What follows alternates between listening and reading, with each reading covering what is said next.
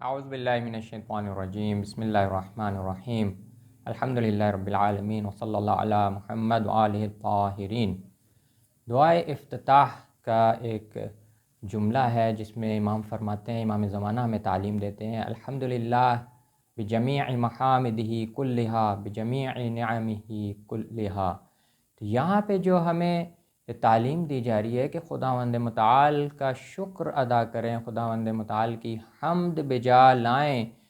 بجمیع محامدہا، اس کی بہترین حمد انجام دیں، بجا لائیں، اور اس کی ہر نعمت کو جسے خداوند متعال نے ہمیں عطا کیا ہے اس کی حمد کریں۔ تو یہاں پہ ہمیں اس میں ہمارے لیے ضروری ہے کہ ہم دنیا میں مشکلات کو اپنے سر پہ نہ چڑھائیں، خدا کی نعمتوں کی طرف بھی ہماری توجہ ہو، کیونکہ اگر ہم نے شکر ادا کرنا ہے تو ہماری نعمتوں کی طرف توجہ ہونی چاہیے، ورنہ شیطان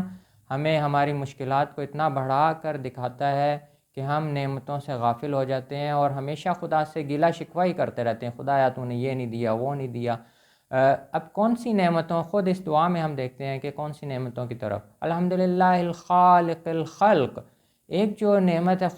خداوند متعال خالق الخلق ہے، خداوند متعال ہمیں پیدا کیا،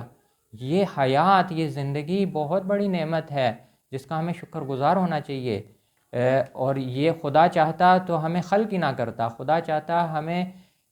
بے جان مخلوق بنا دیتا، پتھر بنا دیتا۔ یہ کہ خدا نے مجھے عقل و شعور عطا کیا ہے، مجھے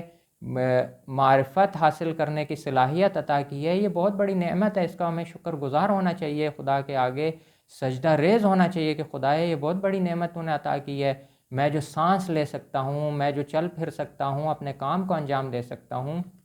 یہ خداوند متعال کی بہت بڑی نعمت ہے۔ آگے دعا میں آتا ہے کہ خدا رزق عطا کرنا، رازق بھی خداوند متعال ہے، تو یہ ایک اور نعمت،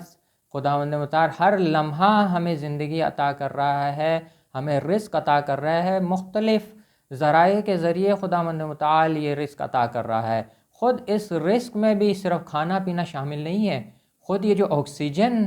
ہمارے ارد گرد ہے اس فضا میں، خود یہ جو سورج جو نکلتا ہے، اور یہ جو ہوا ہمارے لیے، اور یہ جو حرارت اور یہ مختلف موسم ہمارے لیے فراہم ہوتے ہیں، اور جو سبزہ فراہم ہوتا ہے، اور یہ کھانے پینے کی مختلف چیزیں جو فراہم خدا نے ہمارے لیے کی ہیں، یہ ساری خداوند متعال کی نعمتیں ہیں جس کو ہمیں یاد کرنا چاہیے اور اس کا شکر ادا کرنا چاہیے۔ کہا جاتا ہے کہ روایت میں ہے کہ جب اپنا کھانا شروع کریں تو خدا کی حمد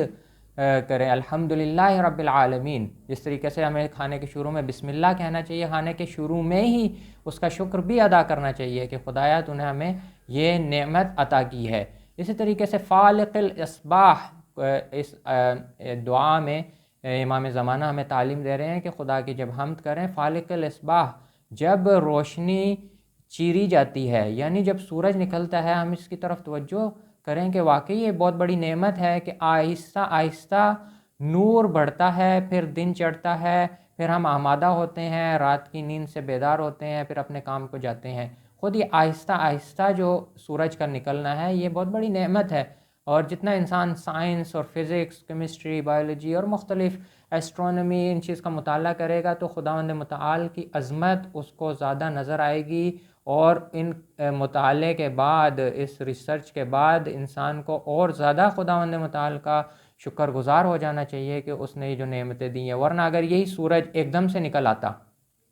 تو ہماری نیند خراب ہو جاتی، ہم پریشان ہو جاتے کہ یہ کیا ہوا، ایک دم سے سورج جو ہے غروب ہو جاتا، ایک دم سے رات کا اندھیرا چھا جاتا تو سب لوگ خوفزدہ ہو جاتے، پریشان ہو جاتے۔ تو یہ ساری چھوٹی چھوٹی نعمتیں جو ہیں در حقیقت بہت بڑی نعمتیں ہیں، لیکن چھوٹی چھوٹی انسان اگر ان پہ غور و فکر کرے تو انسان خداوند متعال سے اور قریب انسیت پیدا حاصل کرے گا، اور قریب ہوتا چلا جائے گا، اور اسی میں اس کی معرفت بھی بڑھے گی، اور اس کے اعمال میں بھی وہ پھر نظر آئے گا کہ وہ خدا سے قریب ہوتا چلا جا رہا ہے۔ خدا سے دعا ہے کہ ہمیں خدا کا حقیقی معنوں میں شکر گزار بننے کی توفیق عنایت فرمائے۔ وصلی اللہ علی محمد وآلہ الطاہرین۔